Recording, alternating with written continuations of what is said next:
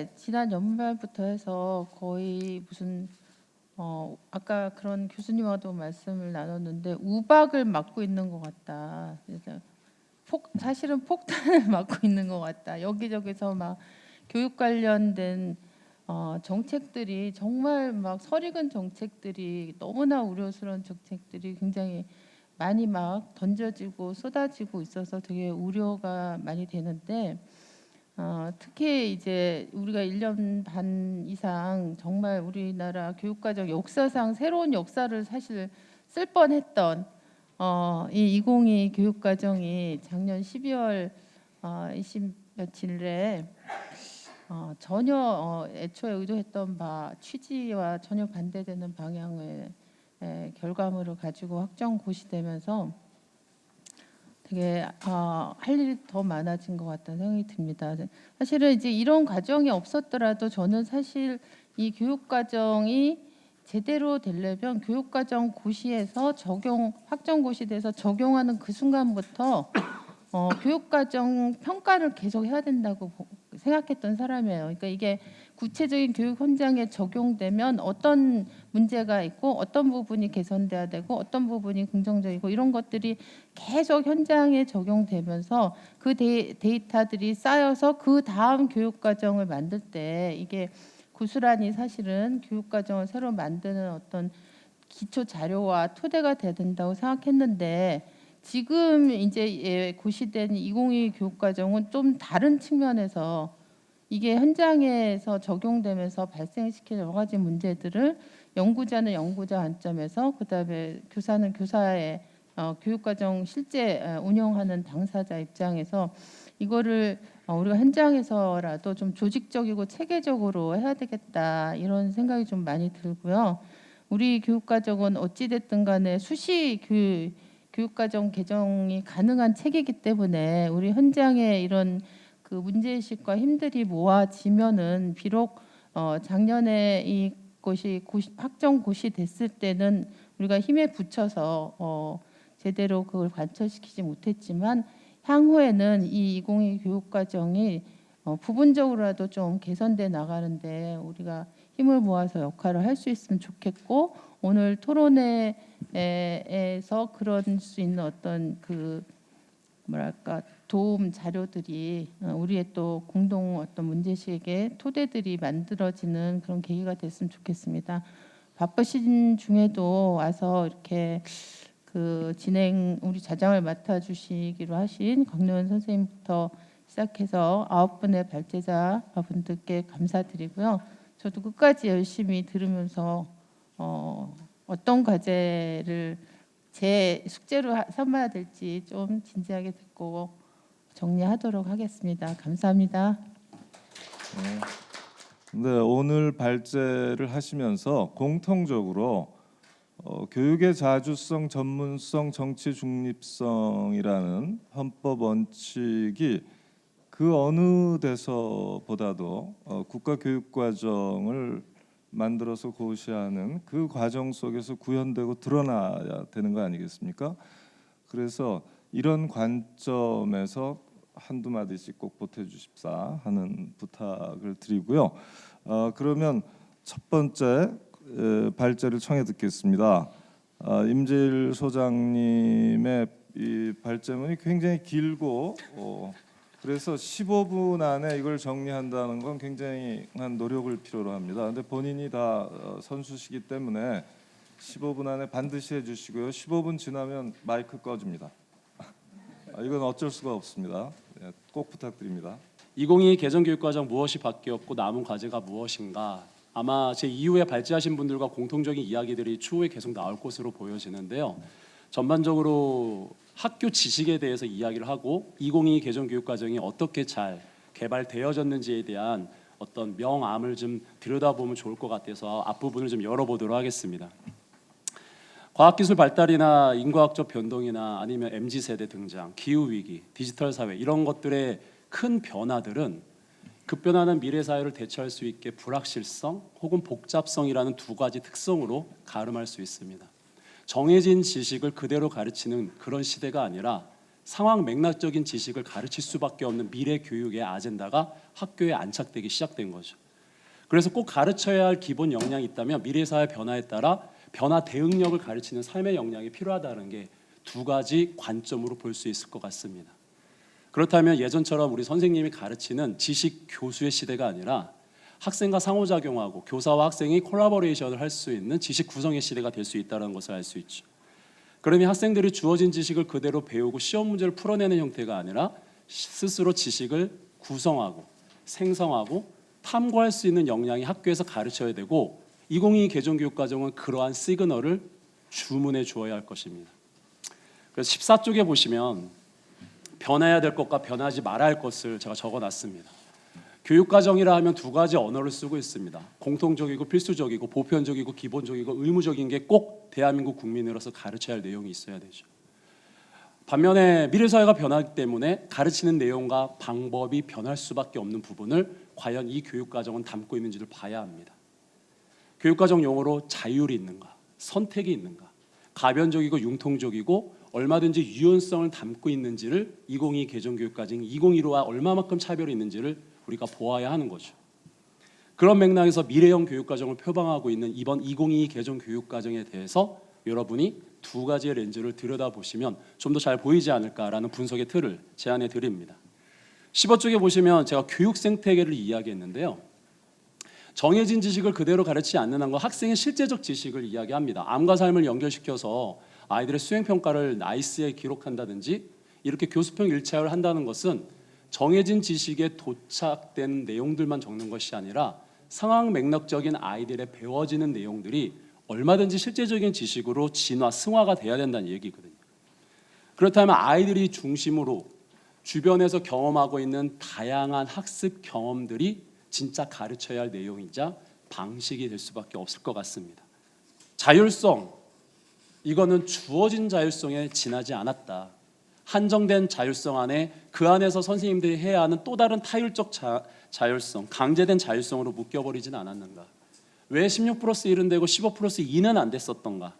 64시간밖에 안 되는 이유는 무엇이고 지역에서는 이미 64시간 이상 사용하고 있는 사례들이 왕왕 있거든요. 심지어 초등학교 1, 2학년 아이들도 이런 것들을 하고 있는데 여기에 대한 또 언급은 없었습니다. 지역교육과정 현장에 더 가까워서 자율성을 더 잘 들여다보고 있는 게 있을지는 모르겠습니다만 2022 개정 교육과정이 미래사회 변화를 미래를 지향하면서 담아낼 수 있게끔 시간혁신이 담아져 있다라면 이런 부분들은 좀 아쉬움이 아주 큽니다. 24쪽으로 좀 넘어가자면 다양성 측면도 이와 동등하게 좀 아쉬움을 이야기할 수 있습니다. 국민과 함께 개발하면서 모든 의견들을 반영하고 우리 이런 포럼을 통해서 다양한 내용들이 시그널을 던져드렸습니다. 그리고 개발진에서도 어떤 내용들이 좀 상정돼서 만들어졌었죠. 이런 다양한 주체가 함께 만들어지는 것은 이런 여러 번의 기회와 시간이 무르익어서 축적의 자산이 만들어진 수기 과정 속에서 이루어지는 모습이었습니다. 그냥 결론만 빨리 말씀드리면 시작은 국민과 했는데 마지막엔 국민과 이별했습니다. 국민의 이야기가 끝까지 살아남지 못하고 실선이 점선이 되었고요. 우리가 원치 않았던 내용들도 정치의 시간에서 다뤄진 것도 명백한 불편한 진실인 것 같습니다. 이러한 내용들이 과연 우리가 어떻게 납득해야 되고 다음부터는 이런 것들을 개선할 수 있는 자정작용이 있겠는가라는 것을 말씀드리고 싶습니다. 저도 국민의 한 사람으로서 잘 되기를 바랬고 꽤 오랫동안 이 교육과정의 과정을 지켜보며 참여하면서 안타까운 마음을 감추지 못하겠습니다. 24쪽 맨 아래 브레네 브라운이 이런 말을 했습니다. 솔직하게 우리가 직면하고 진솔한 자아를 드러낼 때 어떤 잘못이라도 우리는 그걸 용서해 줄 수 있고 다시 진정한 관계와 연결해 줄 수 있는 힘이 생긴다라고 이야기하죠. 마지막에 정치의 시간 속에 우리는 다시 경험 분석적 패러다임으로 후퇴된 건 아닌가라는 다양한 발제들과 담론들을 대표해서 말씀드리고요. 이러한 교육과정 개발 시스템이 조금 더 자정 능력이 있을 때 차기 국가 교육과정과 후속되는 지역의 교육과정, 학교 교육과정들이 만들어지지 않을까라는 생각이 듭니다. 마지막 마무리는 28쪽입니다. 정확히 32분 됐는데요. 우리 또 사회자분님께서 자주성과 동일성, 정치 중립성을 꼭 한 말씀 해드려서 마침 제 그 내용이 있었습니다. 교육 정책, 즉 교육과정 정책은 정치를 극복하지 못했다. 그 한계를 여실히 보여준 이번 교육과정 개정은 역사적 평가가 앞으로 시작될 것이다. 그리고 지켜보리라. 정책보다 정치의 힘이 강했을진 모르지만 정심의 힘은 더 강할지어다. 우리 모두 군주 민수를 기억할 때입니다. 이상 발제를 마치겠습니다. 감사합니다. 연구자로서 평가했을 때 이번 2022 개정 교육과정의 가장 큰 세 가지 그 변화는 방금 말씀드린 그 두 가지와 포함해서 고교 학점제가라고 볼 수 있겠죠. 고교 학점제 자체는 워낙 큰 주제이고 뭐 오늘 이 10분이나 15분 안에 다 말씀드릴 수 없기 때문에 학교 자유 시간과 진로 연계 교육이라고 하는 현행 2015 개정 교육과정에서 큰 변화, 총론 수준에서 큰 변화라고 해당되는 이 두 가지의 내용을 좀 말씀을 드리고 싶었던 것이었습니다. 학교 자유 시간은 말 그대로 학교가 이제 자유롭게 그 교육 과정을 편성하고 운영할 수 있는 시간을 말하는 것이고 2021년 11월 24일 총론 주요 사항 발표됐을 당시에는 뭐 처음에 68시간 그리고 현실적으로 고려해서 64시간이 제시되었지만 최종 고시문에는 64시간, 68시간 다 아니고 6쪽에 보시면 초등학교도 마찬가지겠습니다만 연간 34주를 기준으로 한 교과별 및 창의적 체험활동 수업 시간의 한 학기별 1주 수업 시간. 그래서 최소 시간을 34주에 해당되는 1주의 수업 시간으로 정해놓고 그 이상으로 이제 할 수 있도록 한 것이었죠. 그리고 이제 초등학교 경우에는 3학년부터 6학년까지 최대 선택 총론 주요 사항에 따르면 선택 과목을 2개, 그래서 총 8개까지 이제 할 수 있도록 하면서 큰 줄기는 지역과 연계된 과목을 또 그리고 미래 사회의 변화, 특히 과학 기술의 변화에 따른 선택 과목들을 초등학교에도 이제 도입하겠다는 것이 이번 학교 자유 시간의 큰 취지라고 볼 수 있을 것 같습니다. 쉽게 말하면 우리 학교만의 과목을 우리가 개발해서 가르치고 배울 수 있다. 이것이 이제 큰 취지라고 볼 수 있고 그런 점에서 학교에 주어진 교육 과정의 자율성, 권한 이 부분이 2015에 비해서는 확대되었다고 볼 수 있는데 사실 우리가 잘 알고 있듯이 경기도교육청이나 충청북도 또 전라북도와 같은 경우에는 이름은 조금씩 다르긴 하지만 자율탐구과정이나 학교 자율교육과정, 또 학교 교과목 이런 이름들로 이미 적용되고 있었던 그런 제도라고 볼 수 있습니다. 이 지역에서는 주로 170시간에서 190시간 정도의 시간을 할애해서 교과 및 창의적, 또 지역에 따라 좀 다르긴 하지만 교과 및 창의적 체험 활동에서 시간을 가져오는 지역도 있었고요. 그것을 이제 시간을 가져와서 학교가 다양한 그 교육 과정을 실천할 수 있었던 것이었는데 사실 여기에 그 지역에 소속되어 계신 선생님들도 계시지만 170시간에서 190시간 정도가 굉장히 큰 시간입니다. 전체 중학교 같으면 3,366시간을 3년 동안 해야 하기 때문에 그때 이제 연간 1,122시간 평균 그 가운데 거의 200시간에 해당되는 시간을 학교 자유 시간으로 하게 되었을 때는 사실 학교에서 부담이 상당히 커지게 됩니다. 당연히 그 중요한 교과의 기초학력에 대한 논쟁들도 따라올 수밖에 없는 부분이 있고요. 유튜브에도 공개가 되어 있기 때문에 공청회 장면을 보실 수 있고 또 직접 그 현장에서 보셨던 분들도 이 자리에 많이 계실 거라고 생각하는데요. 제 입장에서는 표현의 자유를 넘어서는 비민주적이고 비윤리적인 어떤 표현 이런 것들로 인해서 공청회 행사 자체가 진행하기 어려운 그런 지경에 이르렀습니다. 교육과정을 공부하고 가르치는 입장에서는 대단히 좀 회의적인 그런 모습이기도 했습니다. 그 제기된 의견 자체가 의미 없다는 것이 아니라 표현의 방식이 최소한 우리가 민주 시민으로서 서로에게 그 다른 점들을 관철하고 토론할 때 지켜야 할 최소한의 어떤 사회적인 약속, 규칙 이런 부분들에 대해서는 우리가 전체적으로 좀 통렬히 반성해야 될 지점이라고 생각합니다. 방법을 찾는 것은 앞으로 과제가 되겠습니다만 개인적으로는 필수 참여자를 제외한 어떤 일반적인 참여자 또 유관기관의 참여자들은 온라인이나 다른 방식 공식적인 경로를 통해서 이렇게 의견을 수렴하고 하는 것이 행사 진행하는 데에는 최소한 도움이 되겠다는 생각이 들었고 마지막으로 많은 의견을 수렴했지만 사실상 의견 수렴의 꽃은 그것이 얼마나 반영되는가에 있다고 보거든요. 수렴한 것을 잘 반영하고 반영된 것을 다시 의견을 제시한 우리 국민들께 이렇게 공개하는 방안들도 앞으로 잘 모색되었으면 좋겠다는 말씀을 드리면서 제 발제를 마치도록 하겠습니다. 감사합니다. 우리나라 교육과정은 교육부가 그동안 결정해왔고 전문 연구기관이 연구하고 또 그 교육과정을 개정하는 절차나 이런 것들이 법적으로 미비했었습니다. 유일하게 교육과정 심의회만 시행령상으로 존재했고 누가 어떤 절차를 거쳐서 어떻게 하는지에 대한 내용이 전혀 없었죠. 그런 것들을 반성적으로 생각을 하면서 이제 그동안에 우리나라 교육과정 개정 과정을 쭉 보니 2022 개정교육과정도 똑같은 절차를 거쳤고요. 아시다시피 2022 개정교육과정 처음 추진계획 생기는 저 시점이 실상은 2015 개정교육과정이 현장에 모두 안착되기 시작한 시점에 다시 또 이제 개정하기 시작을 했어요. 그런 거 보면 위에서 만들어서 현장에 뿌리는 방식으로 지속돼 왔다. 그 틀을 이번에 크게 벗어나지 못했다. 다만 지금 그 앞서서 발제하신 분도 말씀하신 것처럼 관심 있던 부분은 국가교육회의와 교육부와 시도교육감협의회가 함께 뜻을 모아서 국민과 함께하는 교육과정을 만들겠다라고 하는 의지를 밝혔다는 점은 약간 진일보한 의미 있는 진전이었다고 생각을 하고요. 그 과정에 정부 시도감협의회가 교육감님들이 추진해 주셔가지고 교육과정 현장 네트워크라는 이름으로 활동을 했습니다. 이것은 앞서 말씀드린 것처럼 미래형 교육과정을 거버넌스 구축하겠다. 그다음에 그 현장 교원들이 항상 원하는 게 내가 만드는 교육과정. 우리가 교원들은 걸어다니는 교육과정이잖아요. 그래서 수업 전문가를 넘어서서 교육과정 전문가로서 내가 자기 정체성을 확립하겠다는 의지를 오랫동안 표명해왔는데 그런 것들을 좀 제도화 한번 해보자라고 하는 취지로 교육과정 현장 네트워크를 운영했습니다.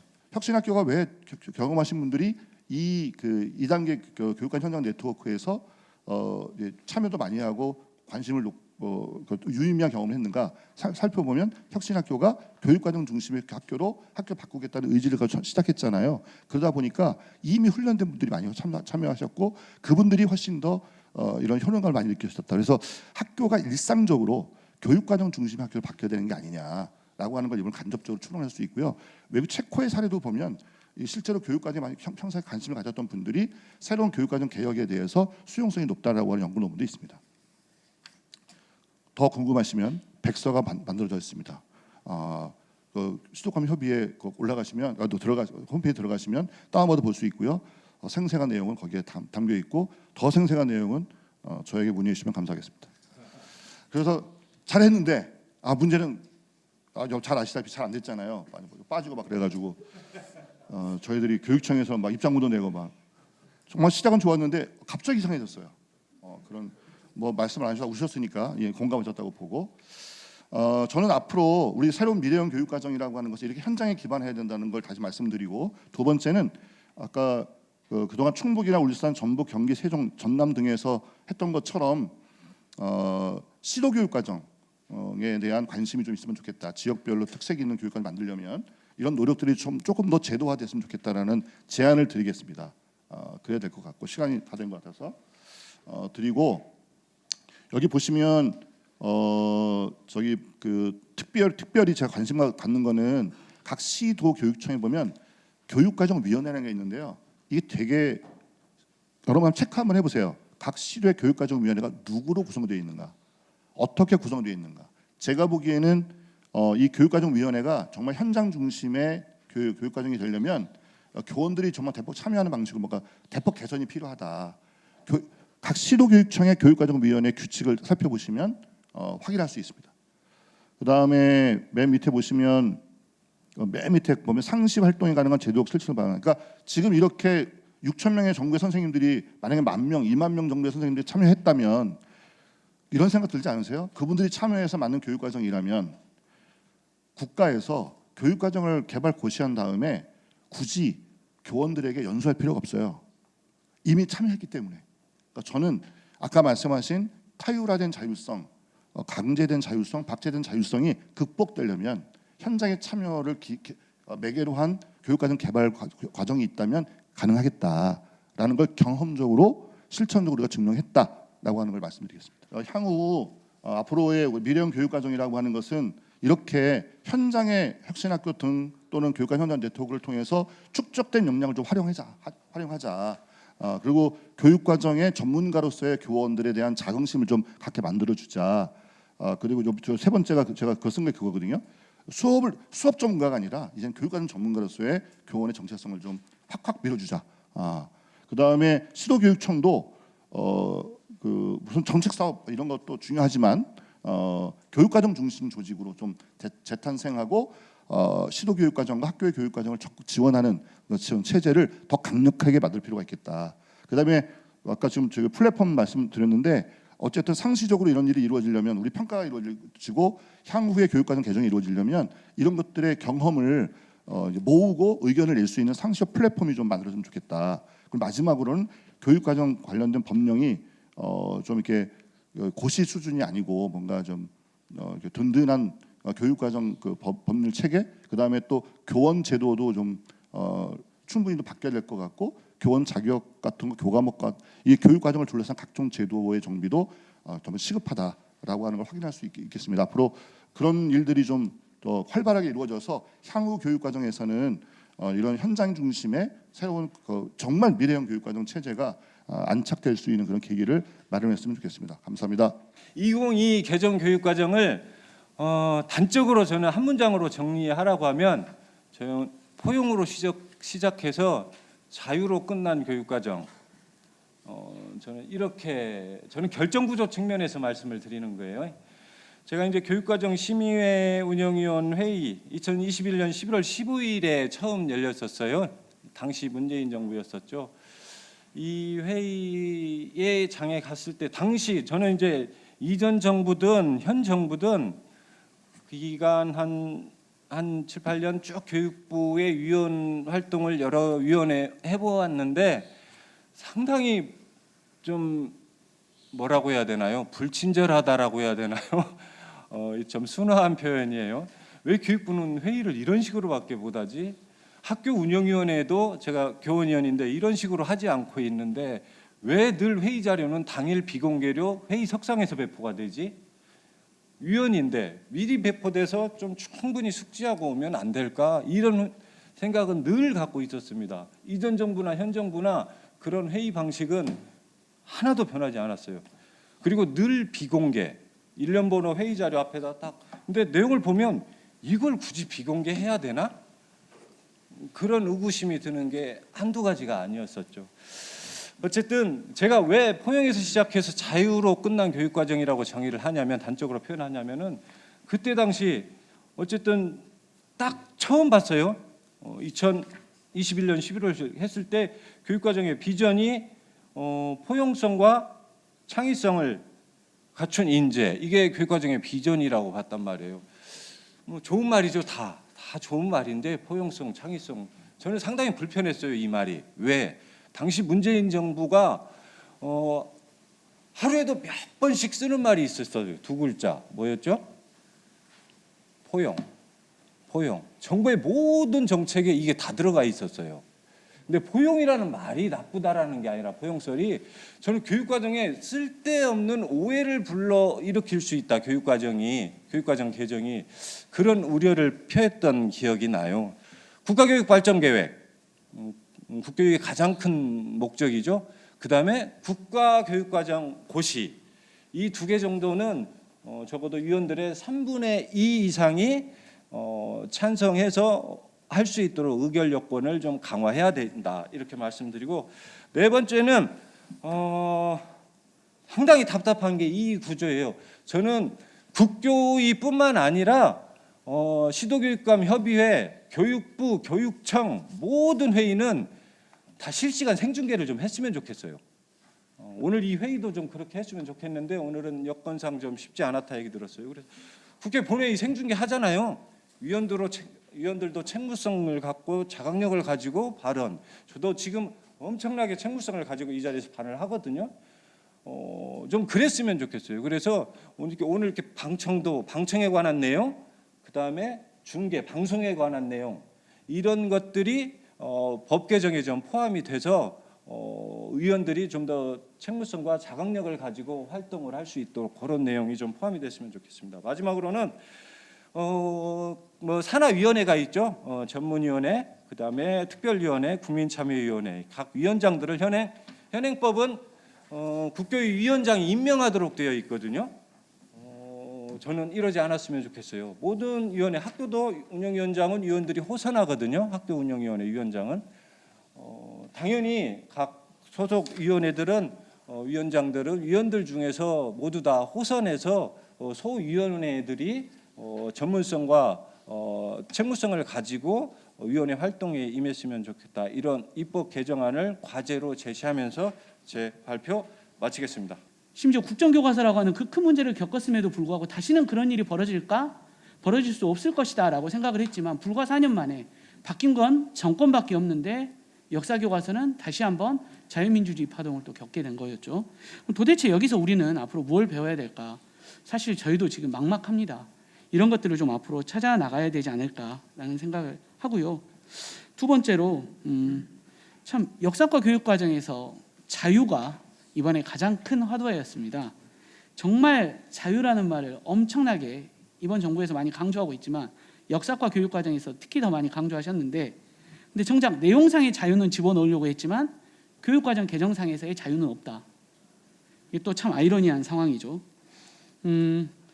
사실 이 자유민주주의란 용어가 처음 등장한 것은 작년 2022년 8월 30일 날 국민참여소통 채널을 통해서 각 강론, 교과별 주요 교육과정에 대한 국민들의 의견을 듣는다라고 했을 때 그때 당시에 연구진이 개발한 시안에서도 자유민주주의란 용어는 없었습니다. 그리고 그 전에 1년간의 연구 과정에서 여러 차례 공청회나 토론회 그리고 전문가 의견을 받았지만 그 누구도 민주주의를 자유민주주의로 바꿔야 된다. 이 민주주의란 용어가 문제다라고 문제 제기를 한 사람이 단 한 사람도 없었습니다.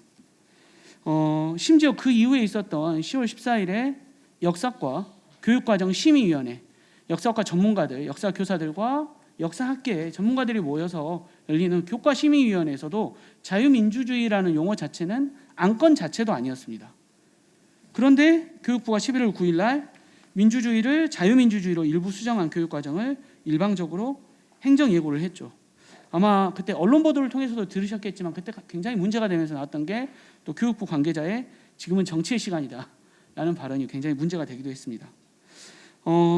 당시 이런 교육부의 일방적인 수정, 그 행정예고에 대해서 뭐 현장에 많은 교사들, 제가 속해 있는 우리 전국 역사교사 모임의 교사들 한 1000명이 넘는 교사들이 실명으로 반대 선언을 하기도 했고요. 학계, 뭐 시민단체 그리고 심지어 연구진에서도 반대한다는 성명도 나왔습니다만 교육부는 시종일관 요지부동이었습니다. 정말 교육과정을 개발할 때마다 역사과가 항상 관심의 대상이 됩니다. 저희는 사실 관심 받고 싶지 않습니다. 저희에게 쏟아지는 관심들이 썩 반갑지가 않거든요. 물론 뭐 저희 역사교육에 관심을 당연히 가져야 되는 부분이긴 하지만 대부분의 관심이 아까 정성식 선생님이 얘기하신 것처럼 이런 교육적인 관점보다는 뭐 정치적으로 뭐 각 개인이나 단체나 이런 이해관계들이 맞물린 관심들이 굉장히 많습니다. 사실 역사과에서 자유민주주의는 중요하지 않습니다. 뭐 자유민주주의를 얘기하지 않아야 된다는 게 아니라 더 중요한 것들이 많이 있었죠. 그럼에도 불구하고 이번 교육과정에서 저희는 자유민주주의 때문에 더 중요한 역사를 통해서 우리 아이들은 무엇을 배워야 하고 미래교육에서 역사교육은 어떤 방향으로 나아가야 할 것인가 등의 중요한 문제들을 논의조차 하지 못했죠. 뭐 이 원고에 쓰지는 않았지만 5.18도 사실은 마찬가지입니다. 이 얘기를 꼭 드리고 싶은 말씀은 사실 역사교사들은 5.18이 논란이 되는 것을 크게 원하지 않았습니다. 김덕년 선생님 다음 발표에도 나오지만 교육과정 대강화는 사실 역사과에도 매우 중요한 문제입니다. 왜냐하면 역사과는 가장 큰 문제가 아까도 말씀드렸듯이 너무 많은 내용 요소, 학습 요소들이고 이게 현장에서 현장 교사들이 자율적으로 구성하기 위해서는 교육과정이 반드시 대강화되어야 되는데 현재 학습 요소는 역사과를 비롯한 4개 교과에만 현재 있는 상황입니다. 근데 이러한 것들이 자꾸 사회적 요구, 정치적 요구들로 인해서 하나씩 들어오게 되면 저번에 정말 웃겼던 게 5.18 전에 사실은 제주 4.3이 있었고요. 제주 4.3 이전에 자유한국당에서 주장했던 남침이 있었습니다. 5.18이 끝나자 위안부 문제가 안 들어가 있다고 또 문제 제기가 나왔고요. 이런 식으로 하나하나 들어오다 보면 역사과 교육과정은 어마어마하게 가르쳐야 될 내용이 많아지게 되는 거죠. 좀 그래서 좀 역사 교육을 위해서 바람직한 방향은 무엇일까? 정말 교육의 본질을 위해서 무엇이 필요할까라는 것, 이런 것들을 좀 고민해 보셨으면 좋겠고요. 마지막으로 어쨌건 이제 뭐 제가 말씀드린 과정은 이제 다 옛날 과정이 됐습니다. 이제는 국가교육위원회가 출범했기 때문에. 근데 한 가지만 말씀드리고 싶은 건 과연 국가교육위원회는 교육부가 행했던 과거의 잘못들, 이런 전철을 반복하지 않기 위해서 어떤 노력을 해야 될 것인가, 이 부분에 대해서 고민해 주시기 바랍니다. 이상입니다. 2022 교육과정이 고시가 되었는데 저는 이 2022 교육과정을 세 개의 큰 키워드로 좀 정리를 해봤습니다. 그 중에 하나가 대강화이고 그 다음에 선택과 맞춤, 그리고 분권화, 자율화라는 이 부분인데, 이 키워드가 우리가 학교에서 정말 지켜나가야 되는 굉장히 중요한 부분임에도 불구하고 지금 이 부분에 대한 것이 굉장히 가려졌죠. 그 이유는 우리가 지금 여기서 계속 나오는 정치의 언어, 정치의 시간, 이런 어떤 영향이 좀 있었다, 이런 생각이 들기도 합니다. 사실 이 대강화라는 것이 어쩌면 그동안 논의가 됐던 교육 과정에 대한 부분, 이런 부분에서 나왔던 많은 요구들을 받아들여서 대강화를 했었고, 그 대강화가 원칙이 되어서 결국은 이제 나왔는데, 아까 우리 박래훈 선생님께서도 말씀하셨듯이 아주 사소한 학습 요소 하나하나 이런 것을 가지고 논의하는 그런 과정에서 대강화의 본질, 이런 부분은 좀 얘기가 되지 않은 이런 부분이 있습니다. 실제로 교사들이 수업 평가, 즉 교수 학습에 대한 설계를 할 때 이 대강화가 바탕이 되어야만 자율적으로 굉장히 폭이 넓게 할 수 있거든요. 그러니까 이런 어떤 부분을 좀 생각을 했어야 된다라는 것이 있고요. 또 하나는 고교 학점제가 이제 고등학교에서는 25년부터 이제 본격적으로 시행이 됩니다. 그랬을 때 선택과 맞춤이라는 이 부분이 교육 과정에 들어가 언급이 되어 있다라는 것은 상당히 중요한 의미가 있거든요. 그런데 이제 학교 입장에서는, 또는 이제 교사 입장에서는 실제로 그 선택과 맞춤이 구체적으로 어떻게 되는가라는 이 구체성을 굉장히 필요로 하는 부분이 있습니다. 그래서 그 부분을 조금 이제 말씀을 드리고 싶고요. 그 다음에 무엇보다도 저는 2022에서 정말 지켜야 될 가치 중에 하나가 바로 분권화, 자율화라는 이 부분인데요. 학교 자치 또는 교육 자치, 이런 부분에서 이 분권화, 자율화를 어떻게 완성시켜 갈 것인가가 사실 교육 현장에서 우리 선생님들이 자유로운 어떤 교육 활동을 해나가는 데 있어서 상당히 의미를 갖는 이런 부분이라고 생각을 합니다. 정책이 나가기 전에 용어의 개념부터 좀 정확하게 언급이 되고, 그래야지 현장에서는요 혼란이 적다라는 사실입니다. 그냥 아무렇게나 하신 말씀이 실제로 현장에서는 우리 선생님들이 이해하기에는 굉장히 폭이 넓은 언어들이 굉장히 많거든요. 그래서 이런 부분을 특히 정책을 담당하고 책임지고 있는 그러한 분들, 뭐 장관님이라든가 또는 뭐 의원님들, 뭐 이런 어떤 분들께서 꼭 이 정책 용어 이것만큼은 현장의 언어를 좀 정확하게 사용해 주십시오라는 그런 부분입니다. 그 얘기가 바로 74쪽에 제가 언급을 해 놓았습니다. 그래서 다시 한번 그 부분을 말씀드리면 이렇습니다. 2022 교육과정은 학습자 맞춤형을 강조한다. 따라서 학교 교육과정에서는 이 점을 기본으로 설계하고 교사는 학습자 맞춤형으로 수업과 평가를 디자인한다. 선택과 맞춤이 단순한 정책적 용어가 아니라 현장의 언어로 다가가야 할 만큼 무게가 생겼기 때문에 바로 2022를 고시를 했다는 데에서만 그치지 마시고 실제로 이런 부분을 어떻게 할 것인가에 대한 정확한 이해, 이런 것이 필요하고, 바를 제가 인용을 했는데 이 부분이 하나하나가 교사들에게는 상당히 무거운 용어들입니다. 굉장히 중요한 그러한 부분이죠. 그래서 라에서 나온 얘기, 마에서 나온 얘기, 바에서 나온 얘기가 전부 무엇인가 하면 교육과정 수업 평가에 반영될 방향입니다. 고교 학점제가 시행이 된다고 했을 때 이 학점제가 막상 교사들에게는 결국 무엇으로 남는가 하면 선생님들이 어떻게 할 것인가와 그다음 교수 학습이요. 교수 학습을 할 것인가와 평가에 귀결됩니다. 이런 부분이고 자꾸 현재로서 무슨 과목을 선택하고 무엇을 어떻게 할 것인가에만 자꾸 초점이 맞춰져 있는데 실제로 현장에서는 어떤 부분이 급한가 하면 특히 고등학교 입장에서는 2022 교육과정이 나오면서 거기에 따른 평가에 대한 언급이 굉장히 급합니다. 우리가 좀 무엇인가 교육적 상상력을 발휘하고 우리 아이들의 정말 미래의 삶을 우리가 염려를 하고 미래 교육을 우리가 걱정하는 이 시점에서 교과서주의라든가 이런 부분을 좀 벗어날 필요가 있다라는 것이 생각이 들고요. 그렇다면 학교 안에서는 선생님 교사들과 교사들 또는 과목과 과목 간 이런 부분에서 실제로 융합이 이루어집니다.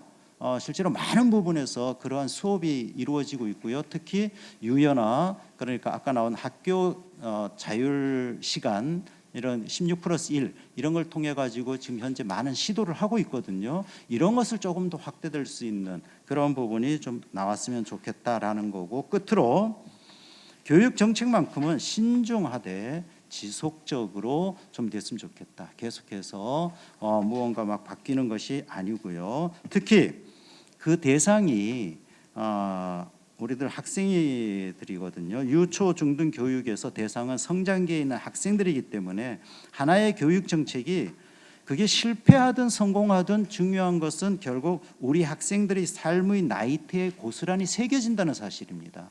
정말 막대한 그러한 책무성을 가지고 교육 정책을 담당하는 사람들은 하나의 정책, 특히 교육 과정이 학교에 미치는 영향을 좀 종합적으로 살펴보고 지원해야 될 부분을 빨리 지원을 하시는 것이 좋겠다라는 그러한 말씀을 드립니다. 그렇지 않다면 현장은 결코 움직이지 않습니다.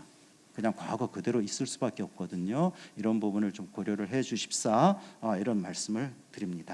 네, 감사합니다. 법적 근거는 너무 잘 아시겠지만 국교육법이 이제 2021년 7월 20일에 제정이 됐고 작년 2022년 7월 21일에 시행이 됐고 또 국교육법 시행령은 2022년 5월 9일에 제정이 돼서 이제 법과 함께 똑같이 2022년 7월 22일에 이제 시행이 됐습니다. 그런데 이제 국교위가 출범한 거는 9월 27일이었죠. 그래서 저희가 이제 업무에 따라 저희 국교육법하고 시행령에 따라서는 사실 국가교육과정 기준 그리고 내용의 고시에 대한 업무는 국교위 소관이 맞습니다. 그런데 작년의 상황에 대해서는 2022 개정교육과정 상황에 대해서는 부칙의 근거를 두고 심의 의결이 이루어졌습니다. 그리고 이제 그 내용 속에서 사실 뭐 국가교육과정 모니터링단이라든지 전문위원회라든지 저희가 이제 앞으로 담당해야 될 이런 부분들이 이제 좀 적용이 되지 않은 상태에서 심의 의결이 이루어졌고요. 그렇지만 사실 뭐 어쨌든 기관 입장에서 말씀을 드리자면 교육부가 행정 예고를 한 이후로 총 5번의 국가교육위원회 회의가 전체 회의가 있었고 2번의 소위원회 회의를 하면서 거의 제 기억에는 위원님들이 3시간 길 때는 5시간까지 회의를 하시면서 논의를 하셨습니다. 그래서 그런 부분들의 과정이 있었다는 말씀은 일단 드리고 그 가운데 사실은 쟁점이 되는 부분에 대해서는 접점을 찾고자 하는 노력도 많이 기울였습니다. 근데 그런 부분이 또 끝까지 합의까지 가지 못했던 부분들이 있었던 것도 상황으로 잘 알고 계시리라 보고요.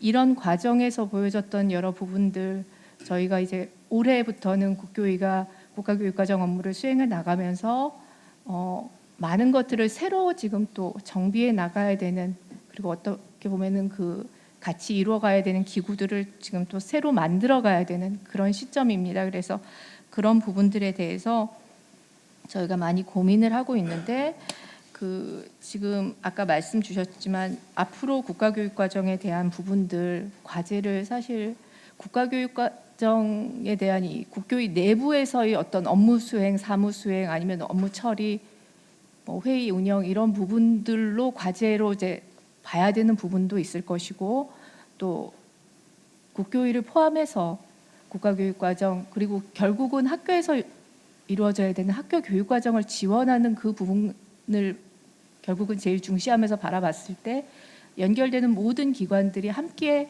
만들어간 뭐 거버넌스라고 할 수도 있고 협력 체제 이런 부분에 또 과제도 있을 수 있다고 저희는 생각하고 있습니다. 그래서 그 중에서 일단 국교위가 올해 지금 시급히 만들어 가고자 하는 부분들에 있어서는 일단 국가교육위원회 전체 이제 전원이 다 구성이 된다면 21명의 위원이 계신데 그 21의 위원들이 국가교육과정에 대해서 심의 의결을 해나가는 그 과정에서 전문위원회라든지 국가교육과정 모니터링단 그리고 또 저희가 연구센터를 둘 수 있습니다. 그 연구센터의 기능들을 하나하나 확충해 나가는 부분들을 통해서 저는 지금 국교위에서 연구개발 고시의 부분들은 계속 있어왔던 부분들하고 쭉 크게 이어질 거라고 생각은 하는데 조사 분석 점검의 기능이 이 국교위에 만들어진 부분을 상당히 잘 준비해서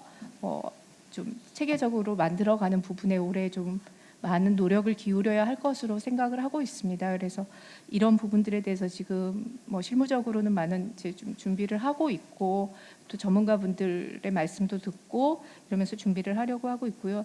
또 한 가지는 그 이제 교육과정에 대한 협의체, 저희 직제상에는 실무협의체라고 돼 있고 또 네트워크라고 되어 있는 이런 부분들도 함께 이루어져야 된다고 생각을 하고 있습니다. 그래서 이런 부분들에 대해서 저희가 우선은 기본 그 일이 될 수 있고 함께 무언가 협력할 수 있는 기본 틀을 만드는 것부터가 사실은 저희 지금 시작인 단계라 이런 부분들에서 많이 노력을 기울여 가면서 또 그런 부분들은 당연히 관계되는 기관의 분들 또 여러 연구자분들 또 현장의 분들과 소통해 나가면서 만들어 나가리라 생각을 하고요.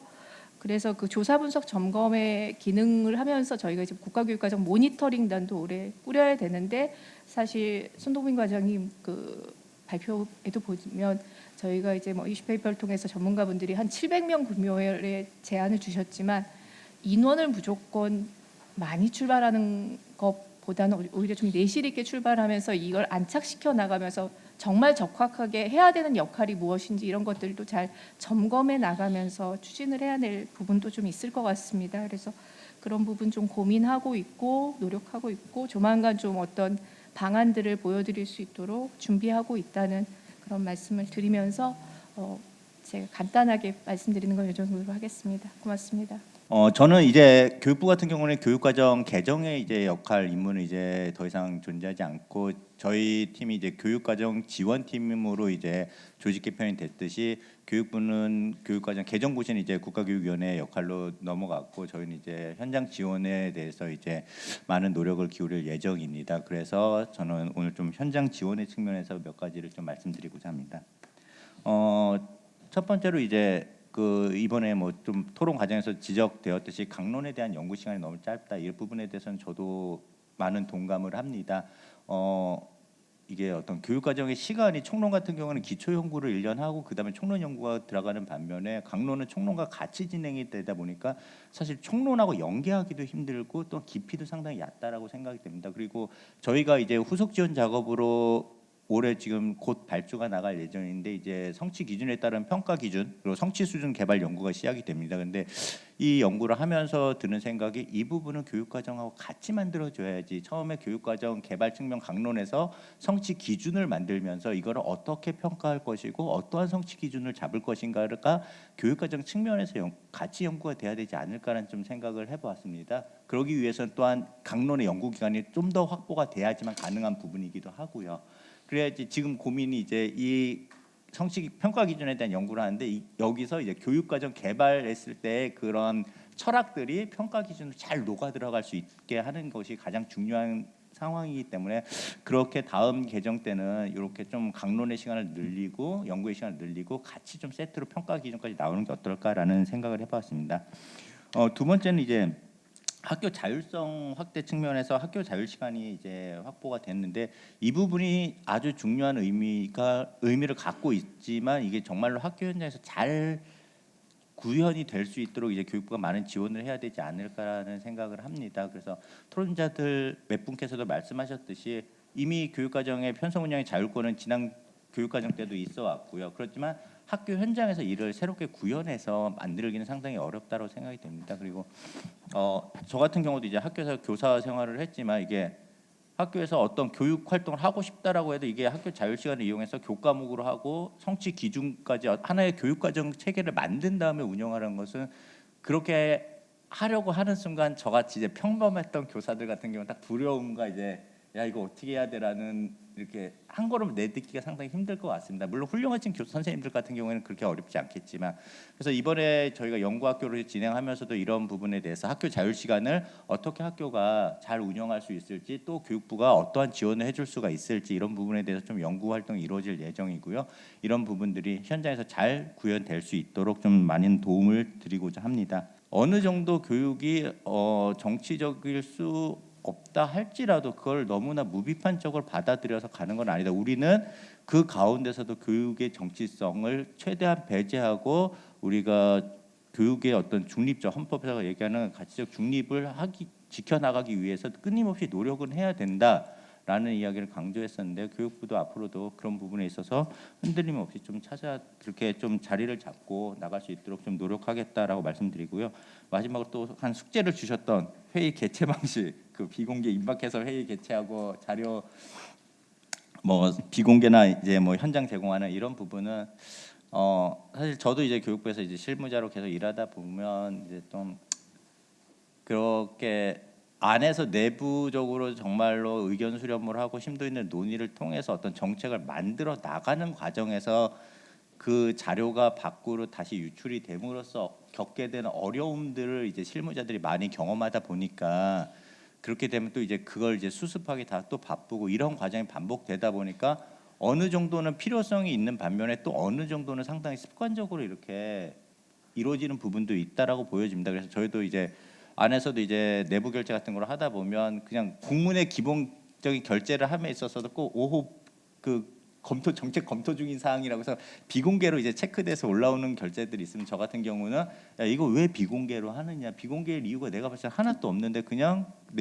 대국민 공개로 해라라고 해서 바꾸는 경우도 상당히 많이 있거든요. 그래서 어떤 뭐 저희가 뭐 이 자리에서 모든 회의 자료를 다 앞으로는 뭐 공개하고 미리 드리겠습니다 이렇게 말씀드릴 수는 없겠지만 좀 습관성으로 큰 의미가 없이 이게 왜 굳이 비공개일 이유가 없는데라고 하면서도 비공개로 진행이 되거나 이렇게 나가는 이러한 것에 대해서는 개선해 나가도록 하겠다라고 말씀드리겠습니다. 이상 마치겠습니다.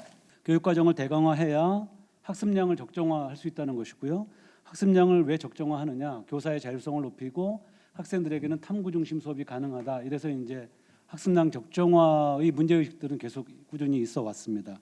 그리고 두 번째로 이제 시도와 이제 학교의 교육과정 자율성을 높여야 된다라는 차원에서 대강화가 계속 논의가 되어 왔었고 그 방법으로 2022 교육과정에서 택했던 것은 하나는 이제 학습 요소를 삭제해 버리는 거였었는데요. 이것은 이제 많이 알려지지 않았으나 굉장히 큰 의미를 담고 있는 그런 겁니다. 두 번째는 성취 기준을 포괄적으로 기술한다. 이런 건데 우리나라만큼 성취 기준에 목매달고 각 요구가 이렇게 들어온 데가 없습니다. 그거를 반영해서라도 성취 기준을 포괄적으로 기술하고 나머지는 그 성취 기준 해설이나 뭐 교과서 편찬 기준 쪽으로 넘겨야지만 조금 전에 말씀드렸던 그 목적을 달성할 수 있다라고 봤던 것이고요. 또 하나는 이제 좀 덜 오늘 지적된 것 가운데 하나가 지식 선정 문제입니다. 교육 과정은 이제 무엇을 어떻게 가르치고 배울 것이냐를 정하는 하나의 영역이라고 한다면 그 안에 담기는 지식을 누가 선정할 거냐, 어떤 목적으로 가고 어떤 내용들이 들어갈 것이냐 이것이 굉장히 중요한 문제인데 저는 정리하기를 당대의 사회적 합의가 중요하다라고 보는 입장이고요. 물론 그렇게 하기 위해서 그거를 정리해내는 것으로 이제 전문적인 학자들이 정리를 해내고 자꾸 그 여러 차례에 걸친 검증을 받으면서 합의를 해나가는 과정을 거친다. 다만 이제 그 과정에서 제가 느꼈던 것은 생각보다 더 우리가 가진 분과주의가 굉장히 강하고 그 벽이 뭐 너무 견고해서 이거를 이제 허물어야지만 사실은 통합적인 기술이나 교육과정 대강화의 길로 들어갈 수가 있는데 그 과정은 제가 이제 담당했을 때도 굉장히 힘들었다는 점을 말씀을 좀 드리고요. 그렇게 지내오다가 22년 들어와서 이제 공청회가 이루어졌습니다. 제가 이제 교육부를 나오고 시도교육감협의회로 자리를 옮긴 다음에 이제 공청회가 이루어졌는데, 이 공청회라는 자리가 목적에 대해서는 뭐 다 아시는 거니까 생략을 하겠지만, 우리가 전혀 예측하지 못했던 방향으로 공청회가 흘러가기 시작했고, 그런 정도 공청회라고 한다면 그 방식을 둘러싸고 빨리 교육부가 판단을 내렸어야 되는 이런 부분인데요. 예컨대 이제 그 당시는 뭐 차별금지법이 여러 개 안이 발의가 되어서 논의가 될 때고, 그 다음에 이제 국가인권위원회에서도 차별금지법 시안을 이렇게 내놓고 있던 이런 상황이어서, 차별금지법에 의하면 이렇게 진행되어서는 안 되는 상황들이 마구마구 펼쳐지고 있었기 때문에 교육부가 좀 조속하게 판단을 내렸어야 되는데, 오히려 문제의 발단이 되기 시작한 것은 거기서 나온 많은 의견들, 파행들을 의견 수렴의 일부로 받아들였다.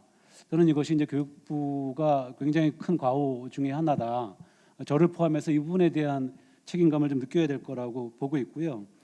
그렇게 이제 의견 수렴의 한 과정, 그리고 몇 가지에 대해서는 이제 그때 나온 이야기들을 선택적으로 수용하게 하는 과정이 있었습니다. 예컨대 뭐 아시는 자유민주주의라든지 6.25 남침이라든지, 남침이 아니라는 얘기가 아니라는 것은 다들 잘 아시잖아요. 그 부분들은 다 교과서 집필 과정에서 다 들어갈 말임에도 불구하고 그런 부분들이 이제 몇 가지가 선택적 수용 과정이 있었고, 그것이 이제 한편에서는 큰 반발을 불러일으키게 되면서 다른 거는 전부 없어지고, 조금 아까 지적하셨던 대로 결국은 어떤 내용을 집어넣을 거냐 말 거냐의 그런 현상으로 이제 전개가 된 것은 우리 교육과정사에서 저는 참으로 이제 안타까운 그런 점이었다라고 생각을 하고, 교육부가 그 과정에서 일정하게 신뢰를 이제 잃게 되는 상황이 오니까 그다음에 이제 국교위까지 그것이 이제 이어지면서 그런 계속적인 이제 논쟁들을 불렀다는 생각이 들고요.